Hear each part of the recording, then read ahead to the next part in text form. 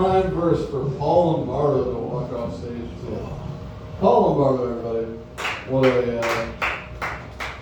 What a caricature of a human being.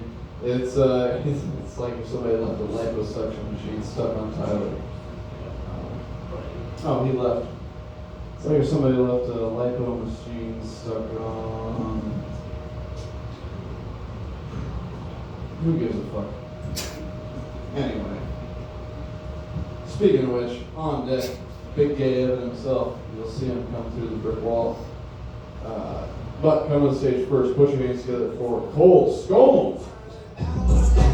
If you was trying to settle down, get a fat nigga. I saw put up in the city with a nice jump. Lights on, Jenny's gonna chicken. Oh my god. I'm glad we all laughed. I don't know what he would have done if he bombed. Fuck. That's the first time I felt threatened to go up on after somebody. Fuck. My jokes never work when there's a full crowd. I'm excited for tonight.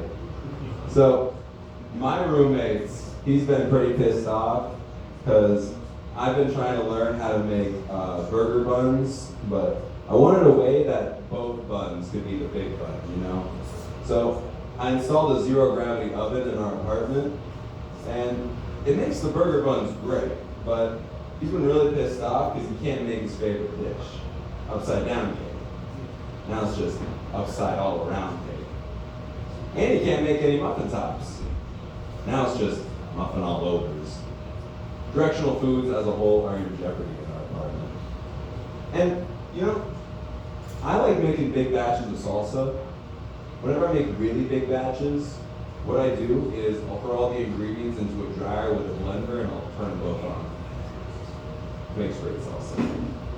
Hey, you know, I was thinking earlier, I think if humans were filled with salsa instead of blood, way more people would drive around with bags of chips in their car, in case they saw a crash. Can you imagine that 911 call?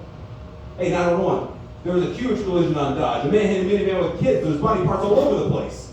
Oh shoot, do you need to send a cleanup crew? No need. The Toyota had Tostino's scoops. It was family size. It's way better than the triangles. You can actually get the heart to reach that stuff. And I feel like we all care way too much about nuance. What about old uncles? Nobody cares about old uncles. And I wish that they put like straws in the fleshlights so at the end you could regain your electrolytes.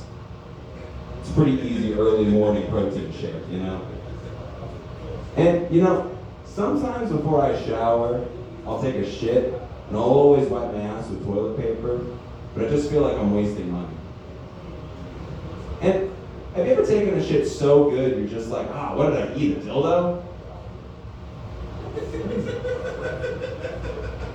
And you know, someone at work, they complimented my cologne.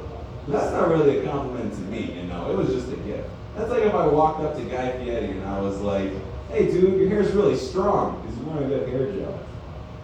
And there definitely needs to be more to that joke, but I love it already, so I'm gonna keep saying it until I think of something else. You know, I come from a big family of hooligans. You know, when my grandpa was a kid, he used to sneak into baseball games by disguising himself as a baseball bat. And you know, he did this a few times until the batter eventually hit a home run. You know, his mom caught him because he came home with a giant welt on his forehead. And she was even more mad at his little brother.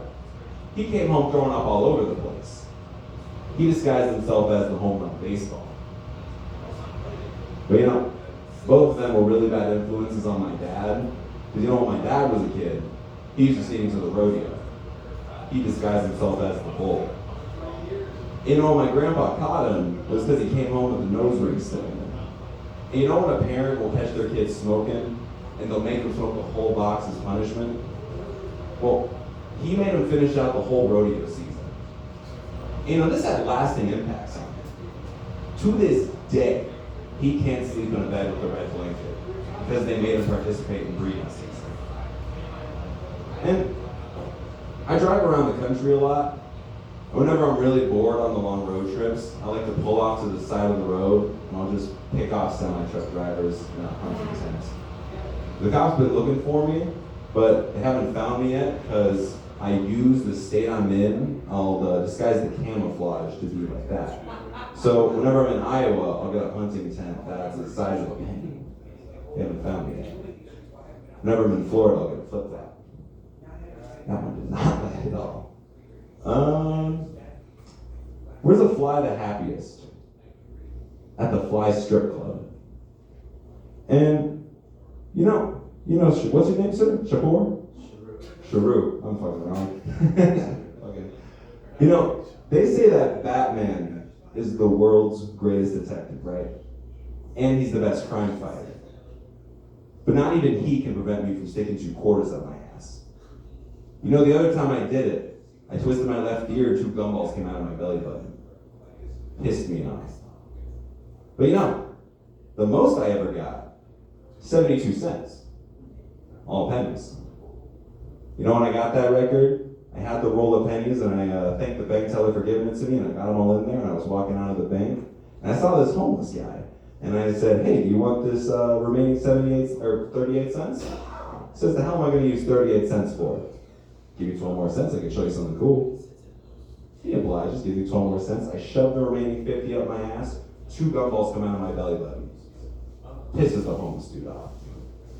But I was wondering what to do with these 100 cents now, so I decided to go to the strip club. And you know what they did? They kicked me out.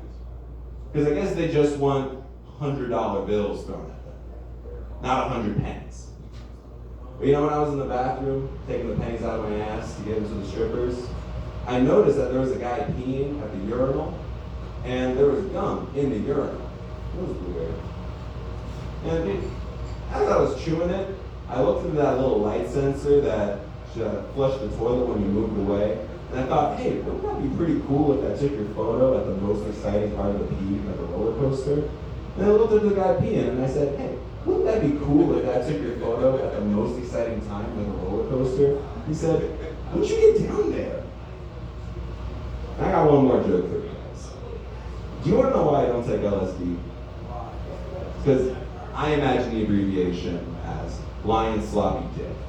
And I'm so afraid that when I take it, I'm gonna hallucinate myself surrounded by this giant pride of lions, and they're all humping me and jerking me out, and coming on my face. And then the big leader lion puts me over his knee, starts spanking me, going, "Who's your Lion King? Who's your Lion King?" And I'll say, "Ow! You're my Lion King! You're my Lion King!" And I'm afraid I'll like it way too much and become addicted. And that's why I don't take LSD. We're losing control. We're losing control. Pass me the phone. Passing you the medication. Me plus you. Cold stroll, everybody. To be young again.